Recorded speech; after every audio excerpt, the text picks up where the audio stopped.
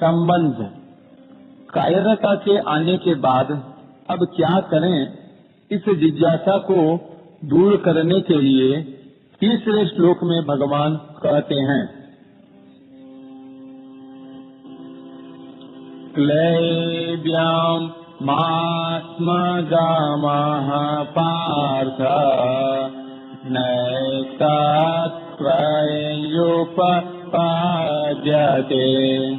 क्षोद्रां हृदय दौर्बल्यां त्यक्त्वोत्तिष्ठ परन्तप। हे पृथानंदन अर्जुन, इस नपुंसकता को मत प्राप्त हो, क्योंकि तुम्हारे में यह उचित नहीं है। हे परंतप, हृदय की इस तुच्छ दुर्बलता का त्याग करके युद्ध के लिए खड़े हो जाओ। व्याख्या। पार्थ टिप्पणी। पृथा यानी कुंती के पुत्र होने से अर्जुन का एक नाम पार्थ भी है। पार्थ संबोधन भगवान की अर्जुन के साथ प्रियता और घनिष्ठता का द्योतक है। गीता में भगवान ने 38 बार पार्थ संबोधन का प्रयोग किया है। अर्जुन के अन्य सभी संबोधनों की अपेक्षा पार्थ संबोधन का प्रयोग अधिक हुआ है। इसके बाद सबसे अधिक प्रयोग कौन्तेय संबोधन का हुआ है, जिसकी आवृत्ति कुल 24 बार हुई है। भगवान को अर्जुन से जब कोई विशेष बात कहनी होती है या कोई आश्वासन देना होता है या उनके प्रति भगवान का विशेष रूप से प्रेम उमड़ता है, तब भगवान उन्हें पार्थ कहकर पुकारते हैं। इस संबोधन के प्रयोग से मानो वे स्मरण कराते हैं कि तुम मेरी बुआ पृथा कुंती के लड़के तो हो ही, साथ ही साथ मेरे प्यारे भक्त और सखा भी हो। अतः मैं तुम्हें विशेष गोपनीय बातें बताता हूँ और जो कुछ भी कहता हूँ सत्य तथा केवल तुम्हारे हित के लिए कहता हूँ।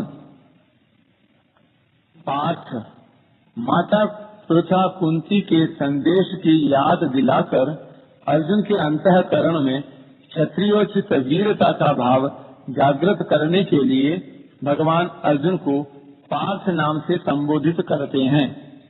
टिप्पणी। कुंती का संदेश था, एतद् धनंजयो वाच्यो नित्योद्युक्तो वृकोदरः यदर्थं क्षत्रियासूते तस्य कालोयमागतः। तुम अर्जुन से तथा युद्ध के लिए सदा उद्यत रहने वाले भीम से यह कहना कि जिस कार्य के लिए क्षत्रिय माता पुत्र उत्पन्न करती है, अब उसका समय आ गया है।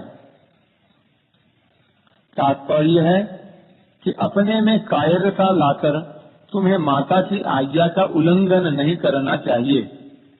क्लैब्यम मास्मगमः।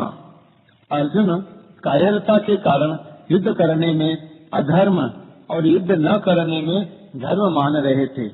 अतः अर्जुन को चेताने के लिए भगवान कहते हैं कि युद्ध न करना धर्म की बात नहीं है, यह तो नपुंसकता हिजड़ापन है। इसलिए तुम इस नपुंसकता को छोड़ दो। नैतत्त्वयोपपद्यते। तुम्हारे में यह हिजड़ापन नहीं आना चाहिए था, क्योंकि तुम कुंती जैसी वीर क्षत्राणी माता के पुत्र हो और स्वयं भी शूरवीर हो। तात्पर्य है कि जन्म से और अपनी प्रकृति से भी यह नपुंसकता तुम्हारे में सर्वथा अनुचित है। परंतप। तुम स्वयं परंतप हो, अर्थात शत्रुओं को तपाने वाले, भगाने वाले हो। तो क्या तुम इस समय युद्ध से विमुख होकर अपने शत्रुओं को हर्षित करोगे? क्षुद्रम हृदय दौर्बल्यम यत्वोत्तिष्ठ। यहाँ क्षुद्रम पद के 2 अर्थ होते हैं। पहला, यह हृदय की दुर्बलता तुच्छता को प्राप्त कराने वाली है। अर्थात मुक्ति, स्वर्ग अथवा कीर्ति को देने वाली नहीं है। अगर तुम इस तुच्छता का त्याग नहीं करोगे तो स्वयं तुच्छ हो जाओगे। और दूसरा, यह हृदय की दुर्बलता तुच्छ चीज है। तुम्हारे जैसे शूरवीर के लिए ऐसी तुच्छ चीज का त्याग करना कोई कठिन काम नहीं है। तुम जो ऐसा मानते हो कि मैं धर्मात्मा हूँ और युद्ध रूपी पाप नहीं करना चाहता, तो यह तुम्हारे हृदय की दुर्बलता है, कमजोरी है। इसका त्याग करके तुम युद्ध के लिए खड़े हो जाओ, अर्थात अपने प्राप्त कर्तव्य का पालन करो। यहाँ अर्जुन के सामने युद्ध रूप कर्तव्य कर्म है, इसलिए भगवान कहते हैं कि उठो, खड़े हो जाओ और युद्ध रूप कर्तव्य का पालन करो। भगवान के मन में अर्जुन के कर्तव्य के विषय में जरा सा भी संदेह नहीं है।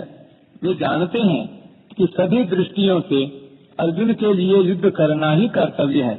अतः अर्जुन की थोथी युक्तियों की परवाह न करके उनको अपने कर्तव्य का पालन करने के लिए चट आज्ञा देते हैं कि पूरी तैयारी के साथ युद्ध करने के लिए खड़े हो जाओ।